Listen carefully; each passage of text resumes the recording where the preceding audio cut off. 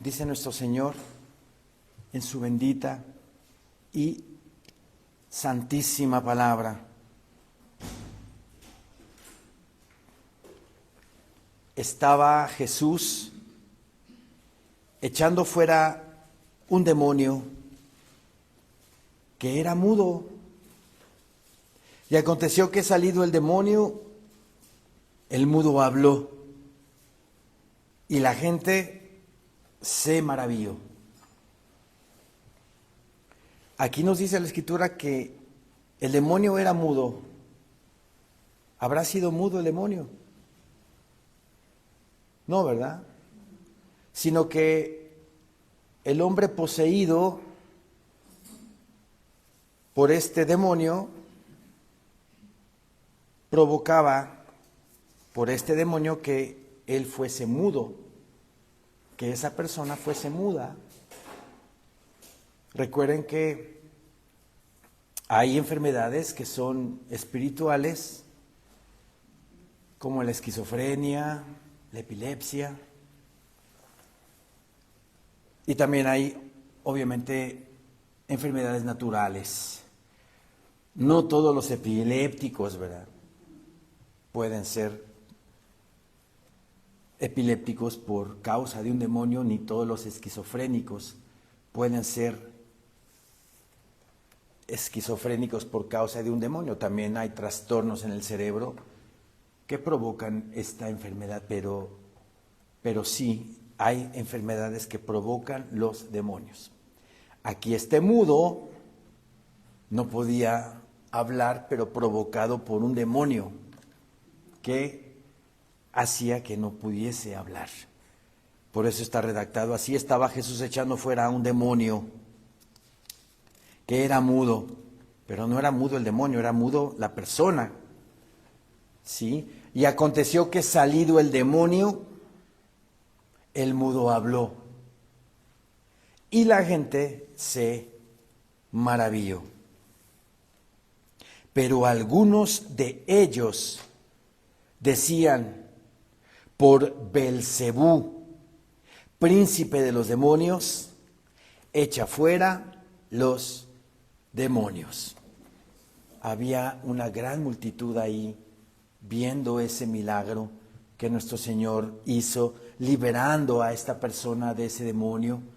Me imagino que la gente conocía a este mudo y trataba con él por señas, ¿verdad? Y la gente se maravilló, dice la palabra. Pero algunos decían que Cristo Jesús echaba fuera los demonios por Belcebú. ¿Quién era Belcebú? Aquí en mis notas tengo escrito lo siguiente: es la referencia antigua a Baal Zebul, a Baal Zebul, que significa Baal el príncipe, el dios principal de la ciudad filistea de Ecrón, allá en Gaza, ¿sí? Nada más que, bueno, los israelitas se referían con burla al mismo ídolo con la expresión Baal Zebub. En vez de decirle su nombre correcto, Baal Zebul, con L al final, los judíos se burlaban de ellos diciéndole Baal Zebub, que significa el príncipe o el señor de las moscas, denigrando obviamente a su deidad pagana, burlándose de ellos, ¿sí? Entonces, muchos de los que estaban ahí presentes decían que por Belcebú, príncipe de los demonios, echaba fuera a los demonios. Versículo 16 dice: otros, para tentarle, le pedían señal del cielo. Otros, para tentarle, le pedían señal del cielo. Ya tenían suficientes señales los israelitas que nuestro Señor Jesucristo hizo. Liberó como en este caso, ¿verdad? Como en este caso, Cristo liberó a un endemoniado, o como sanó a un cojo, le dio la vista a los ciegos, resucitó a los muertos, pero no les bastaba, a los religiosos sobre todo, estos milagros que nuestro Señor Jesucristo subían el nivel, querían ver más allá de lo que el Señor había hecho. Por eso el versículo 16 dice, otros para tentarle le pedían señal del cielo. Algo como un rayo que cayese o fuego como Elías del cielo. Algo verdaderamente espectacular querían los judíos que el Señor hiciera. ¿Les iba a dar gusto nuestro Señor Jesucristo? Claro que no. Si el Señor no vino a dar gusto a nadie, el Señor vino a dar su vida por la humanidad. Crea quien le crea o no crea el que no quiera creer en Él. Versículo 17 dice, mas Él, conociendo los pensamientos de ellos, les dijo, todo reino dividido contra sí mismo es asolado, y una casa dividida contra sí misma cae. Y si también Satanás está dividido contra sí mismo, ¿cómo permanecerá su reino? Ya que decís que por Belcebú echo yo fuera los demonios. Pero vean la omnisciencia de nuestro Señor Jesucristo. Dice el versículo 17, mas Él, conociendo los pensamientos de ellos. Él conoce nuestros pensamientos. Incluso dice la palabra en el libro de Salmos que segundos antes de pensar lo que voy a pensar, el Señor ya lo sabe. El Señor, antes de que yo hable una palabra, Él ya sabe lo que yo voy a decir. Sabe lo que estamos pensando. Por eso, ¿cómo son nuestros pensamientos? Son de amor, de gozo, de alegría, buscando al Señor, pensando en Él todo el tiempo, meditando en aquel versículo que por la mañana leí pero que no entendí. ¿Son nuestros pensamientos piadosos o son nuestros pensamientos mundanos totalmente? O mitad mundanos y mitad piadosos. Debemos de pensar, como ya somos hijos de Dios, que todos nuestros pensamientos estén, ¿verdad?, cautivos a la obediencia a Cristo. Y que como dice la palabra, ¿verdad?, en Pedro, vamos a Pedro, por favor, sus cartas.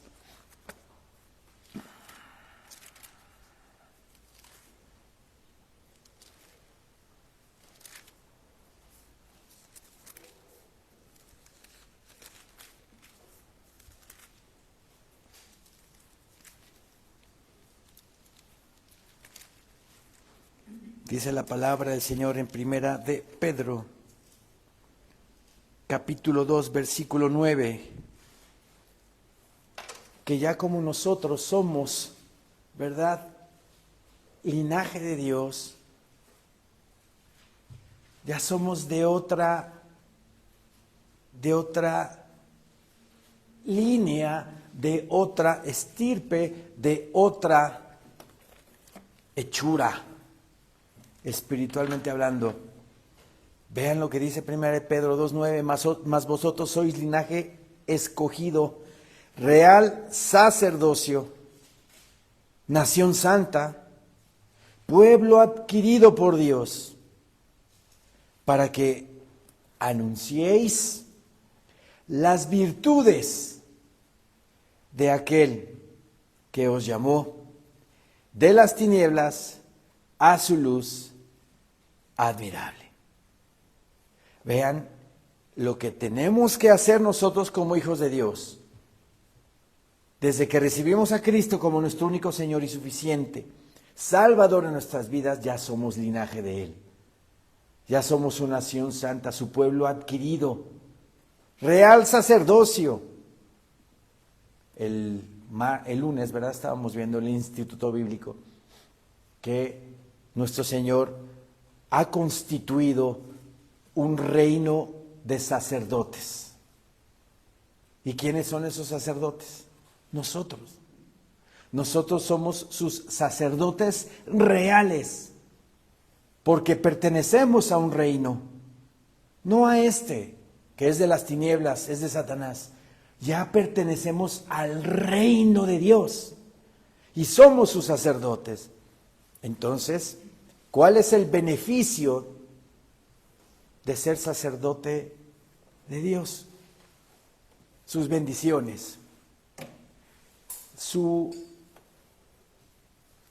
Espíritu Santo en nosotros que nos restaura, su Espíritu Santo que nos reforma, que nos redarguye, su Espíritu Santo en nosotros que nos hace cada día más a Él.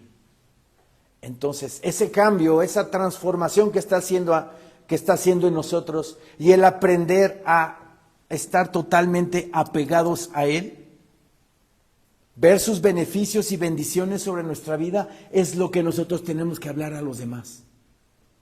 Es la virtud que hay en nosotros que tenemos que anunciar, porque así lo dice aquí, 1 de Pedro 2:9, para que anunciéis las virtudes de aquel que os llamó de las tinieblas a su luz admirable. ¿Cuáles son esas virtudes de aquel que nos llamó?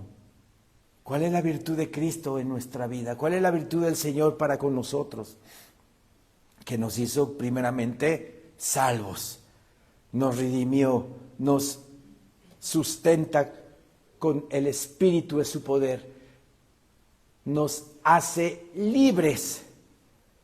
Antes éramos esclavos, ahora ya somos libres, y eso nos trae a nuestra vida paz, tranquilidad, gozo y seguridad de que el Señor un día va a cumplir su palabra, y que aunque en este momento su reino del cual nosotros pertenecemos es espiritual, algún día será en los cielos, algún día será completamente pleno, ya con nuestro cuerpo glorificado, sirviéndole a Él.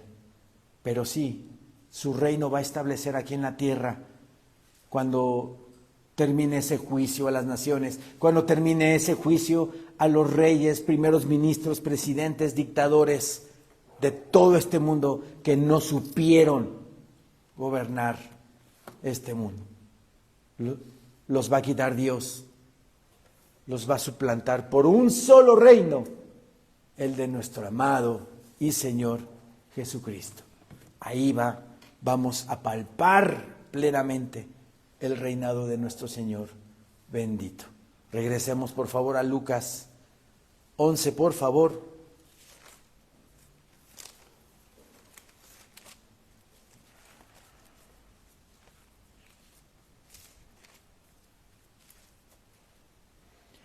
Lucas 11. Hablando de la omnisciencia de nuestro Señor.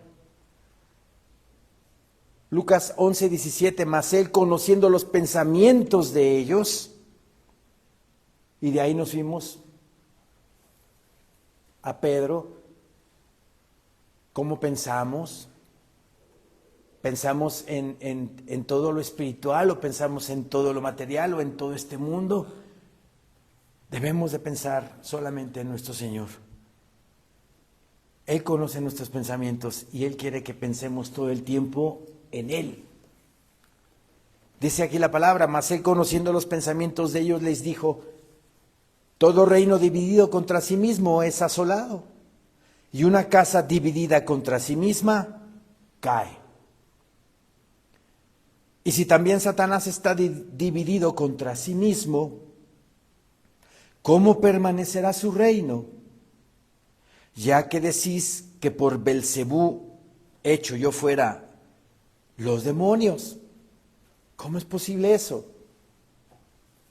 Ejemplo, aquí en México conocemos que hubo un tiempo, un partido político llamado el PRD, ¿verdad?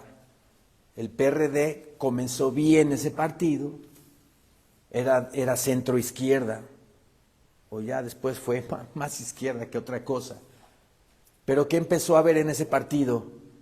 Empezaron a haber divisiones y tribus, pensamientos diferentes a su pensamiento base, y se empezaron a armar tribus dentro del partido político con ideologías diferentes. ¿Qué pasó? Que ese tipo de divisiones que hubo fue lo que al final tronó con ese partido. ¿Sí? Entonces, ese tipo de reino, digámoslo así, si está empezando a dividirse y a no ser homogéneo, sino a empezar a tener diferencias y pensamientos diferentes, pues tarde o temprano va a terminar. Aquí me llama la atención que nuestro Señor dice, una casa dividida contra sí misma se cae.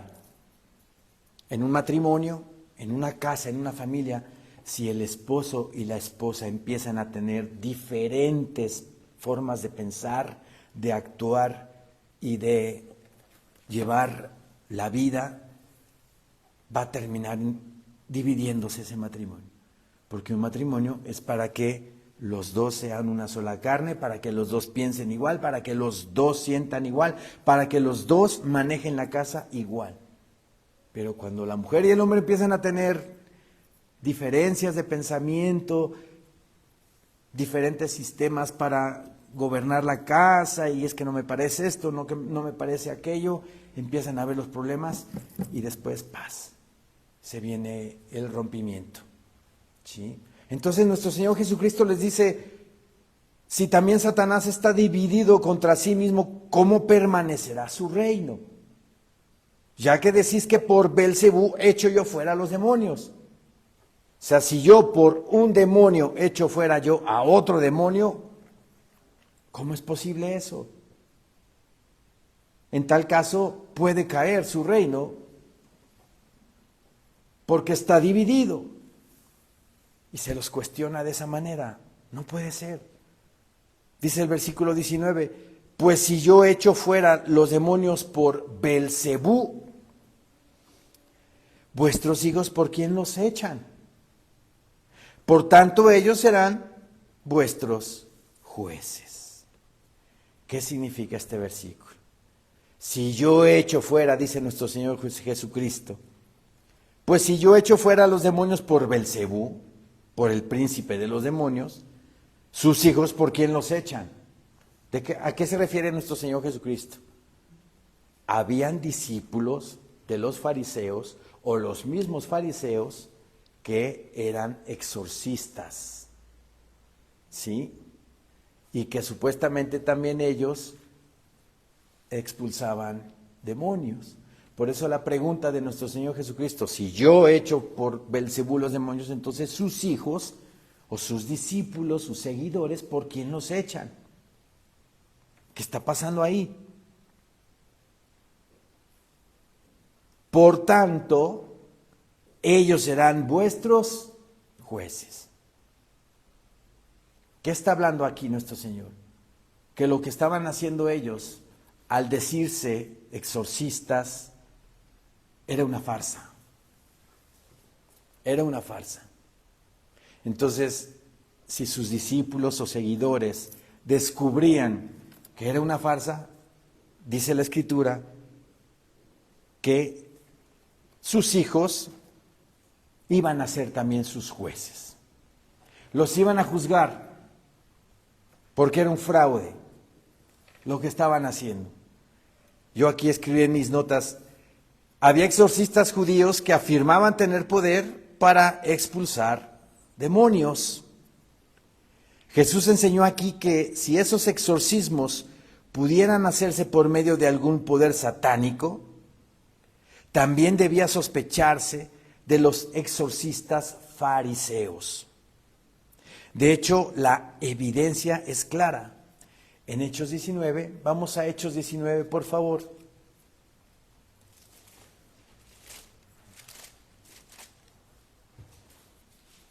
Versículo 13.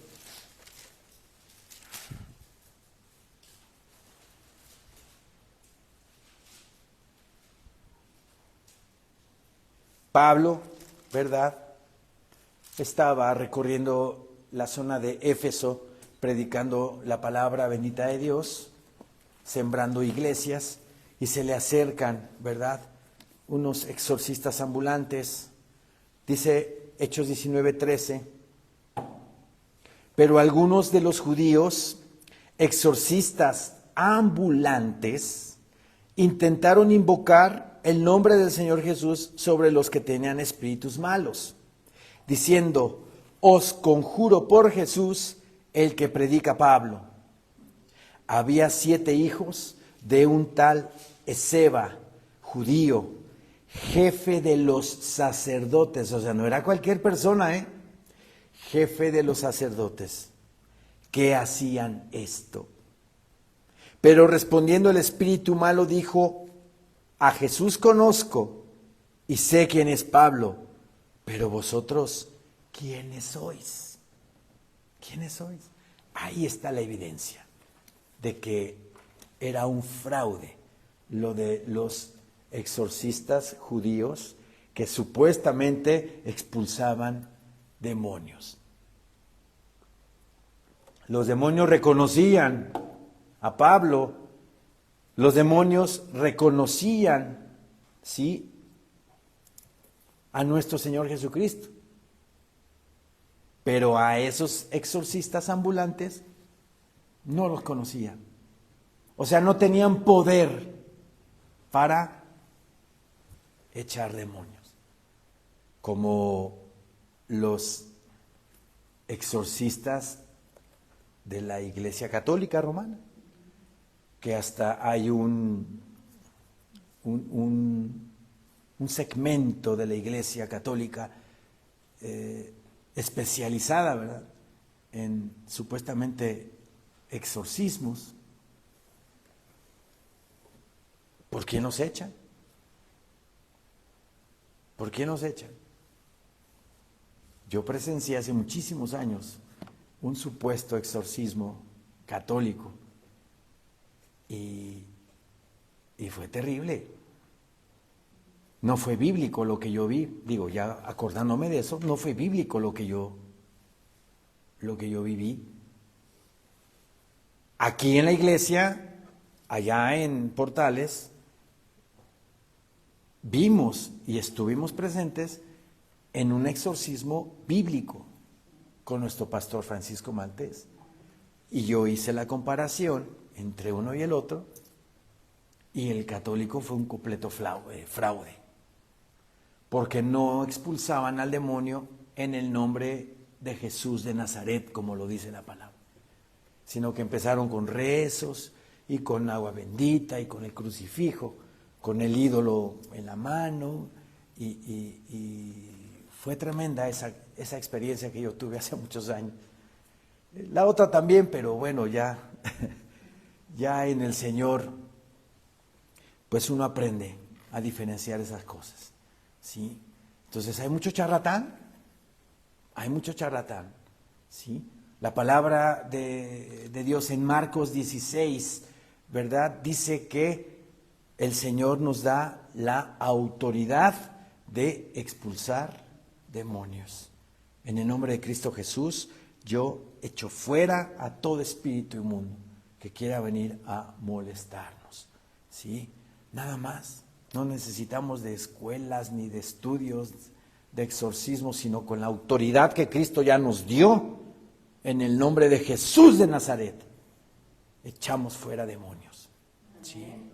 Entonces, lo que estaban haciendo los mismos fariseos y su grupo de exorcistas también era un fraude. Porque aquí en Hechos 19, ¿verdad? Versículo 15 dice, pero respondiendo el espíritu malo dijo, a Jesús conozco y sé quién es Pablo, pero vosotros, ¿quiénes sois? Y eran hijos de un jefe de sacerdotes, ¿eh?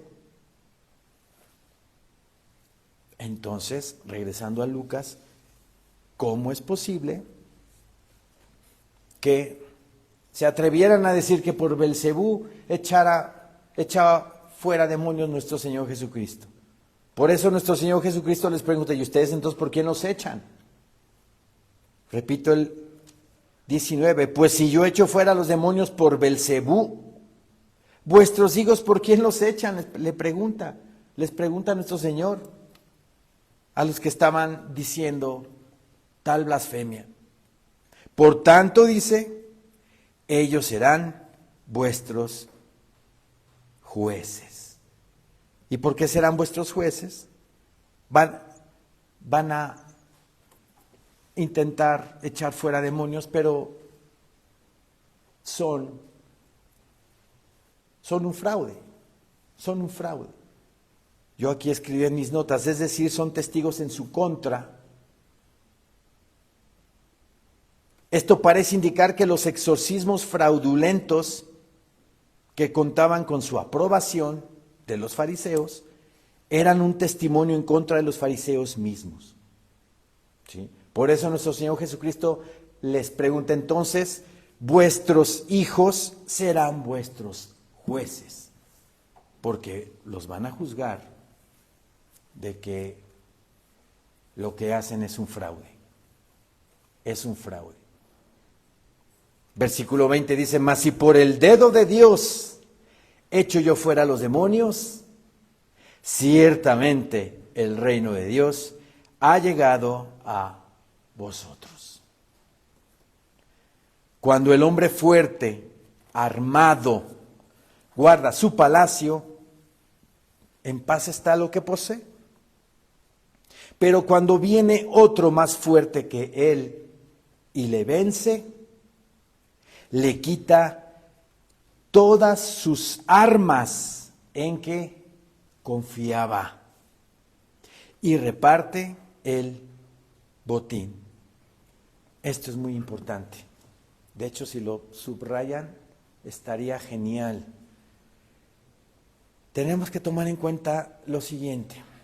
Dice el versículo 22 nuevamente, pero cuando viene otro más fuerte que él y le vence. ¿Quién es ese hombre más fuerte que él y lo vence? Cristo Jesús nuestro Señor. Hablando de él en contra de Satanás. Viene otro más fuerte que él y lo vence. Pero no nada más lo vence, le quita todas sus armas en que confiaba. Todas las armas del enemigo para engañar, para tentar, para incitar, fueron quitadas. Fueron quitadas las armas del enemigo. Y reparte el botín, dice la Escritura. Aquí apunté en mis notas, Jesús no solo derrotó a Satanás a favor de nosotros, también lo desarmó. Lo desarmó.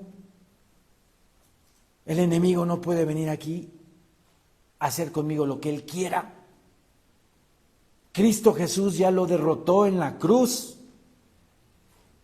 Y nosotros cuando nos acercamos a Cristo por fe y lo recibimos en nuestro corazón, esas armas ya fueron quitadas, eliminadas. Esos revólveres de fuego que apuntaban antes hacia mí, ya no tienen efecto, ya no hacen daño, ya no hacen nada. Entonces mi pregunta aquí es, ¿por qué nosotros a veces seguimos con esas armas. Le hacemos caso a las armas del enemigo. Le hacemos caso a las armas de Satanás. Si ya esas armas fueron quitadas en la cruz del Calvario. Porque así lo dice Colosenses. Vamos a Colosenses, por favor.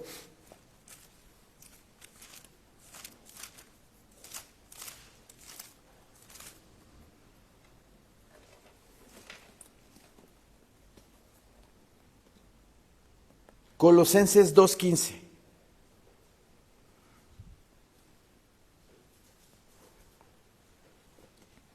Dice el Señor en su palabra.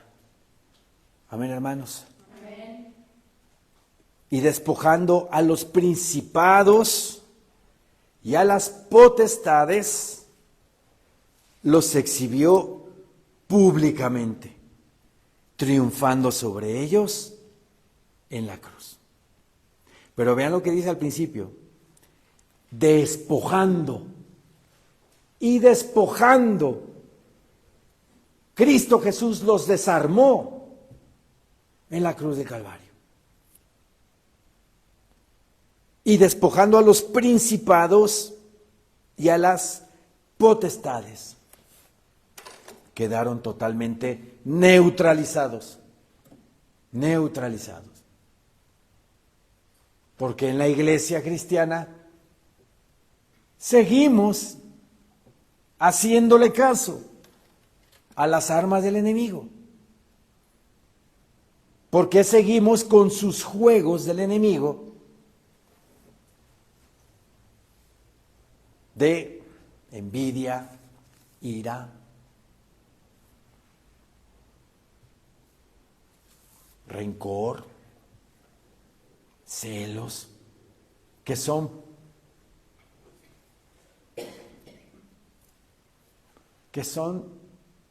parte de la naturaleza del ser humano, pero que también Satanás viene a incitarnos a que envidiemos, viene a incitarnos a que critiquemos, a que murmuremos, a que le deseemos algo mal a la gente.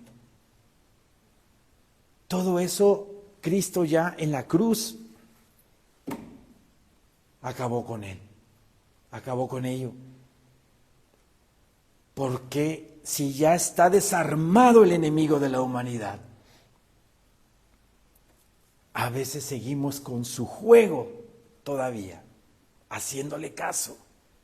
Cuando nos habla y nos dice, mira, ya viste ese que se compró su camioneta nueva.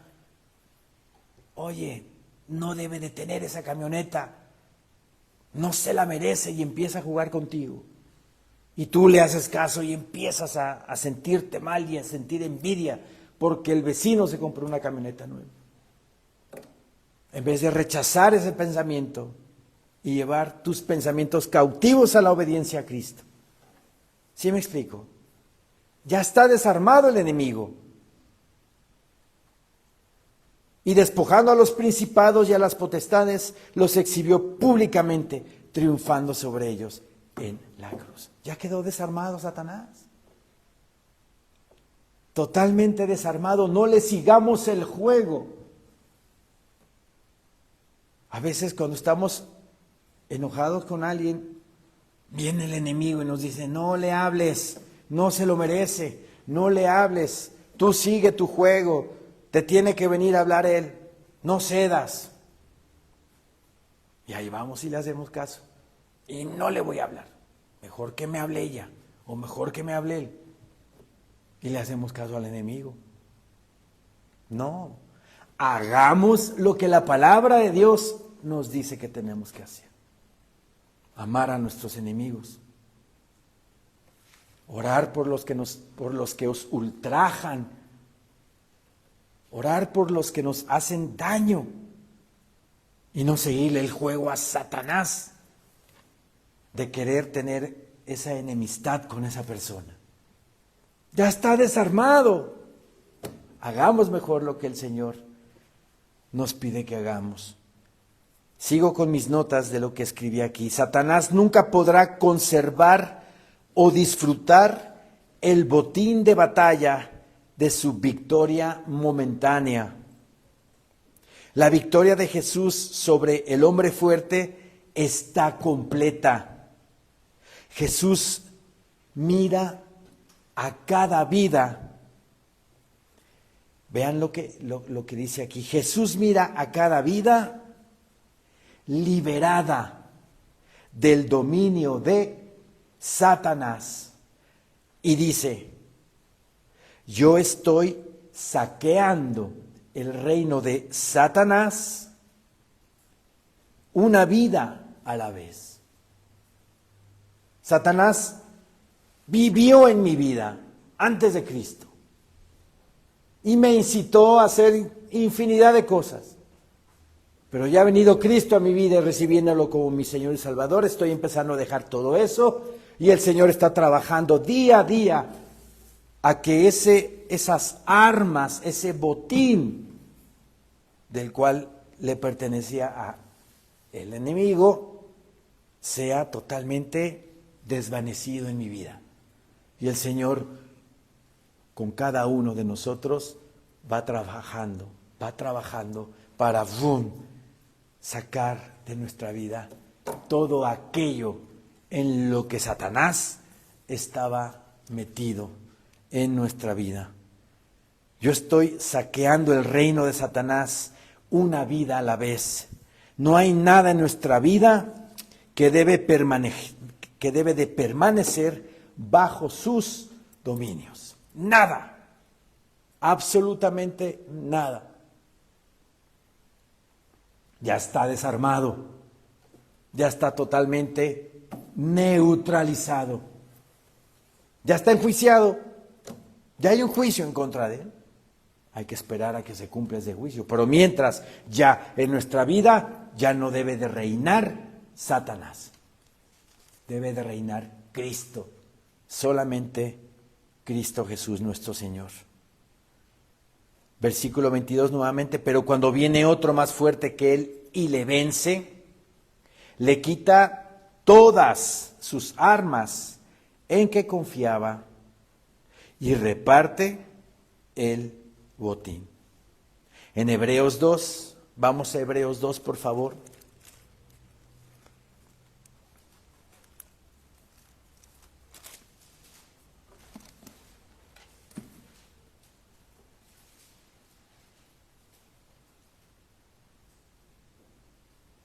Hebreos 2:14.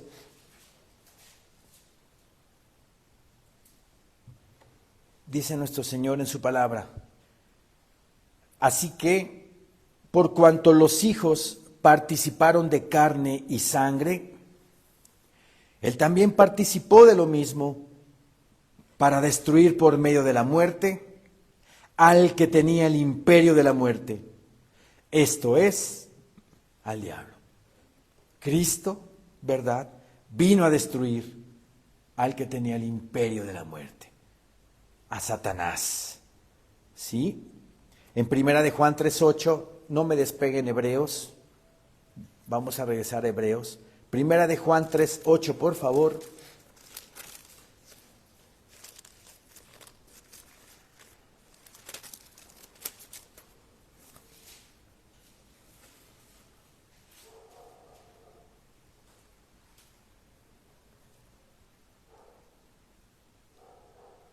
Primera de Juan 3:8 dice el Señor en su palabra: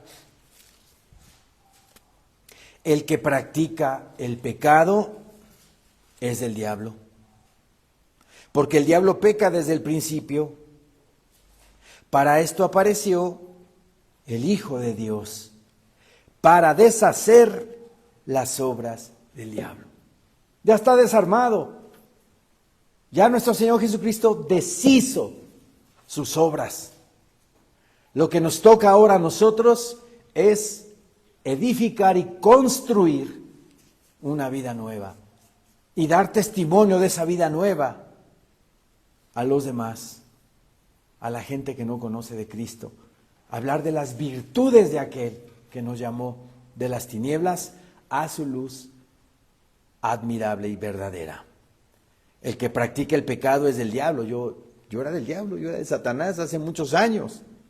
Sí, pero conocí al Señor y poco a poco el Señor me ha restaurado. ¿Ya me restauró completamente? No, todavía no. Hasta que venga Cristo por su iglesia, nos va a terminar de restaurar a todos. A todos. ¿Sí?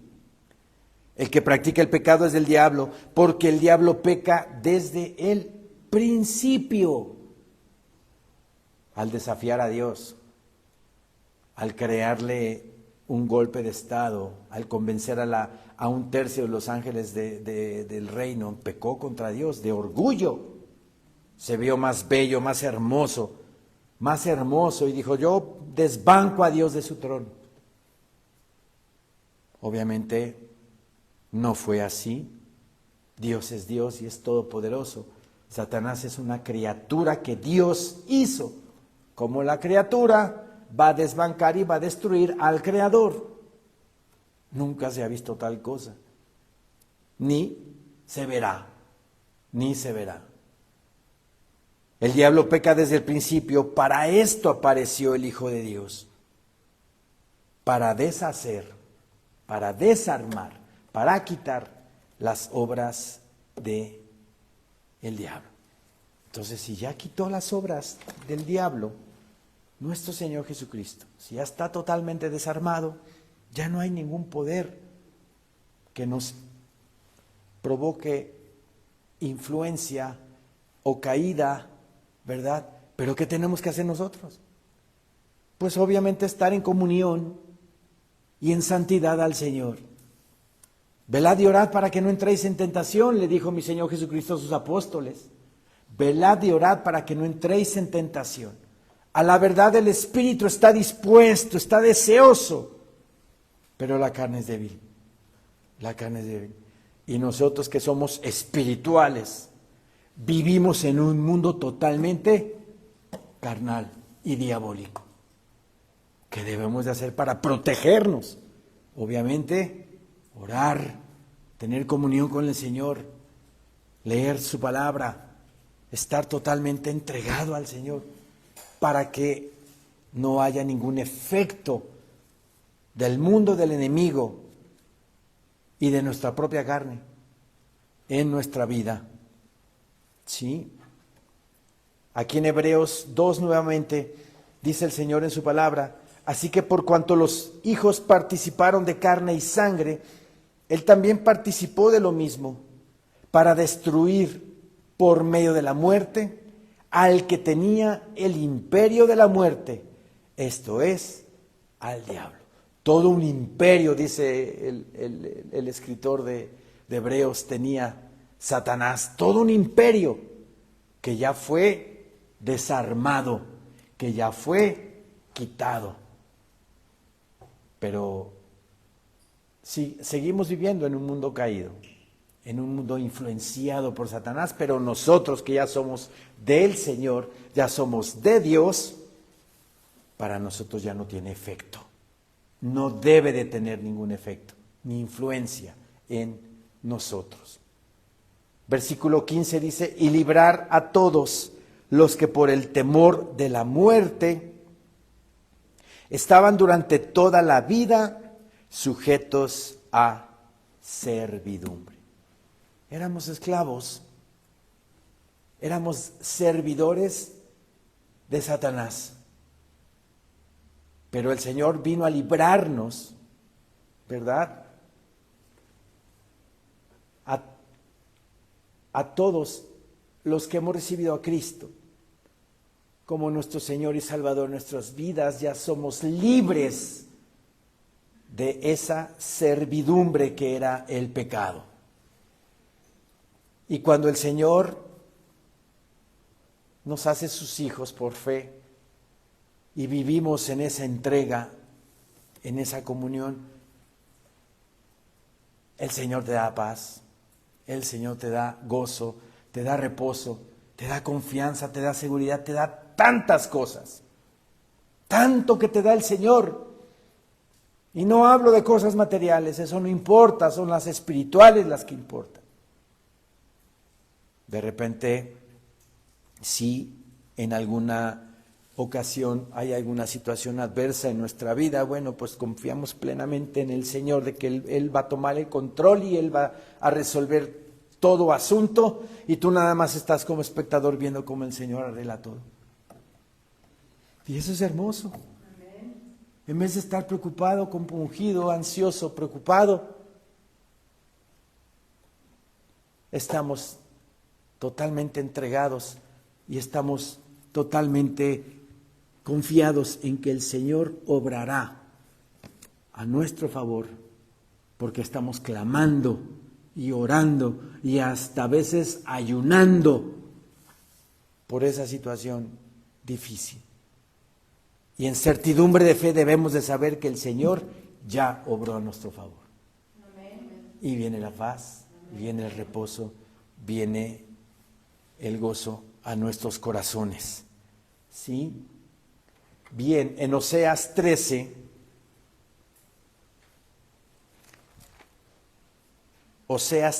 profeta Oseas,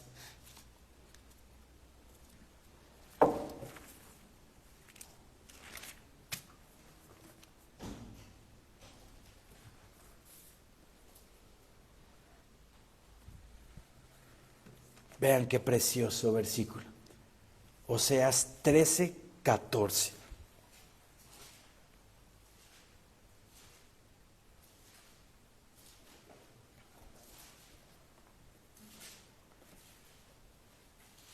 De la mano del Seol los redimiré.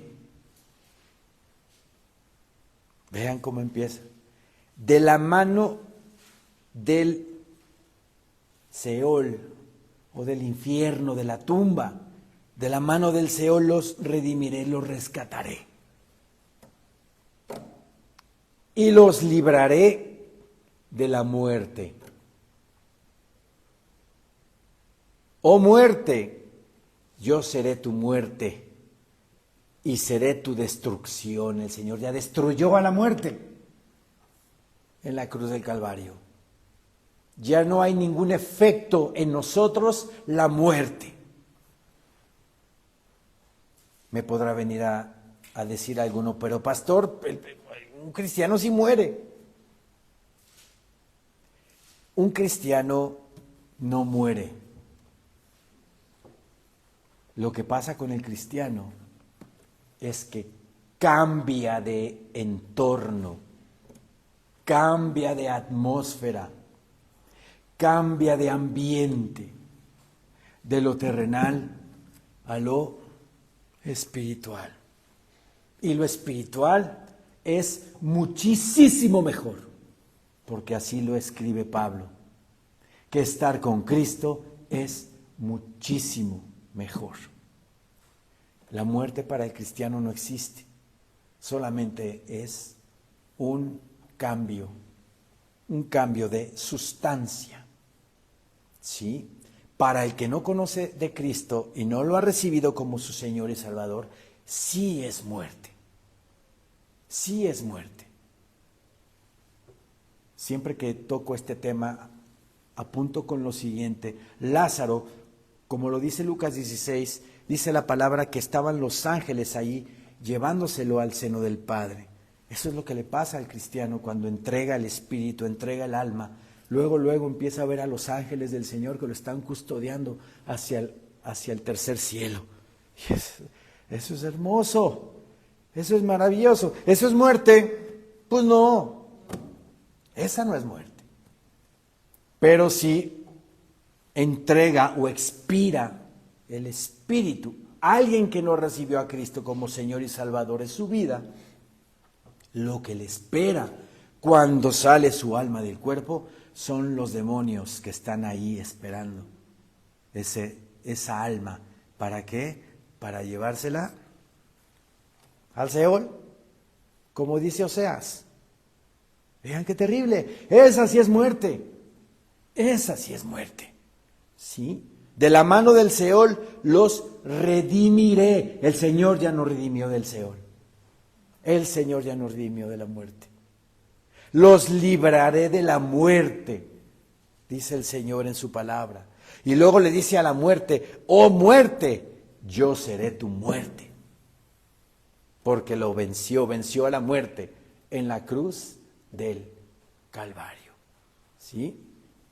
Dice nuestro Señor Jesucristo en el Evangelio de Juan, yo soy el buen pastor y mi vida doy por las ovejas. Nadie me quita la vida, dice, yo pongo mi vida. Tengo poder para ponerla y tengo poder para volverla a tomar. Al momento de que Él, en la cruz del Calvario, ¿verdad? Ve que viene la muerte, Él se anticipa a la muerte y Él decide a qué hora entregar el Espíritu. Y con ese hecho, ¿verdad? Y al momento en que baja a las partes inferiores de la tierra y resucita con gran poder y gran gloria, ahí la muerte es totalmente destruida. Dice mi Señor Jesucristo en el libro de Apocalipsis que Él tiene las llaves del Hades y de la muerte. ¿Por qué? Porque Él la venció, Él la destruyó. Aquí dice, oh muerte, yo seré tu muerte. Se le anticipa en la cruz del Calvario a la muerte y la vence con gran poder y gran gloria. ¿Sí? Oh muerte, yo seré tu muerte y seré tu destrucción. Oh Seol, la compasión será escondida de mi vista. O sea, no va a tener mi Señor Jesucristo misericordia, no tuvo misericordia en contra de la muerte. ¿Sí? Mi compasión, dice, oh Seol, la compasión será escondida de mi vista. Es que no íbamos a morir. El plan divino perfecto de Dios era vida eterna para el ser humano, su creación máxima, perfecta, hermosa. Pero tenía que haber una prueba, ¿verdad? Tuvo que haber una prueba de obediencia para ver si verdaderamente Adán y Eva amaban a Dios. Ahí puso el árbol de la ciencia del bien y del mal y el árbol de la vida. Sí, esos dos árboles estaban ahí. ¿Para qué puso el del conocimiento de la ciencia del bien y del mal? Para probarlos. Si pasaban la prueba, entonces podían comer del árbol de la vida. La prueba está que cuando pecaron y desobedecieron, ¿qué dice la Escritura? Que los ángeles impidieron que alargaran su mano y tomaran del fruto del árbol de la vida para ser eternamente pecadores. Imagínense, ¿qué mundo sería así? Si eternamente no mueres, pero mueres en cuerpo pecador, ¿qué mundo sería este, no? Desde el principio no fue así, no era así el plan de Dios, pero por desobediencia viene la muerte. Pero el plan perfecto de Dios es que por medio de su Hijo Jesús, en la cruz del Calvario, venció a la muerte. Oh muerte, yo seré tu muerte y seré tu destrucción. ¿Y en qué forma la destruyó? ¿En qué forma? De tal manera que cuando nosotros entregamos el Espíritu, no morimos, nos vamos al seno del Padre, a gozarnos de su gloria, a gozarnos de Él. Entonces, si de esa manera fue desarmado Satanás, ¿verdad? ¿Por qué en la iglesia cristiana todavía sigue la gente tomando de esas armas? Tomando y haciéndole caso a lo que ya no tiene efecto en nuestra vida como cristianos. ¿Sí? Como dice la Escritura, despojémonos de todo peso y del pecado que nos asedia. No hagámosle caso, no le hagamos caso a nuestra propia carne, tampoco al enemigo, que ya no tiene efecto en nosotros, ni al mundo, solamente a nuestro Señor Jesucristo. En Lucas 11:23, ya para terminar, dice la palabra bendita del Señor: el que no es conmigo, contra mí es. Es así de sencillo. Hay de dos: o amas a Cristo o desechas a Cristo. No puede venir alguien y decirme, no, bueno, pues es que yo ni fu ni fa. Indiferencias aquí no hay. Indiferencias aquí no existen. O lo amas y te entregas con todo tu corazón a Él, o de plano, ¿verdad? No lo recibes, no lo quieres y te vas al mundial. Digo, no al que está ahorita. Te vas al mundo. De plano, de lleno. Amas este mundo, órale, entrégate totalmente, al mundo completamente. Pero no andes ahí de sí, no, sino completamente entregado al Señor. El que no es conmigo, contra mí es. Así de fácil. Y el que conmigo no recoge, desparrama. El que no tiene a Jesús en su vida y en su corazón, va a desparramar toda su vida, porque al final de ella, esa persona sí va a morir. Y va a ir al Seol, y va a ir al infierno. Nosotros, en Cristo, con Cristo, vamos a vivir una vida eterna, llena de plenitud y llena de amor. Eso es lo que nos espera.